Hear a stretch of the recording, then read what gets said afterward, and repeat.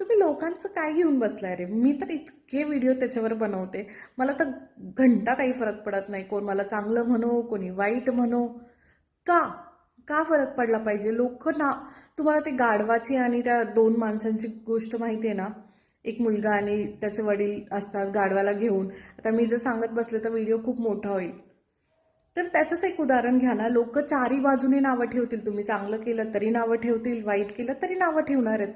लोक जन्माला आलं तरी नावं ठेवतात. काळाचं आहे, गोराचं आहे, नकटाचं आहे, असाच आहे, तसाच आहे. मरताना माणूस तिकडं मरतोय चितेवरती तरी बरं झालं मेला, असाच होता, तसाच होता. जी हाताची बोटं सारखी नसतात ना, तशीच लोक पण सारखी नसतात. कोणी चांगले असतात, कोणी वाईट असतात. कोणाला सवय असते चांगल्यात पण वाईट शोधायची. तुमच्या फॅमिलीचा जर तुम्हाला सपोर्ट असेल ना, तर तुम्हाला तुमच्या मित्राचं किंवा नातेवाईकाचं किंवा कुठला परका माणूस किंवा कोणत्याही ओळखीच्या माणसाचं टेन्शन घ्यायची गरजच नाहीये.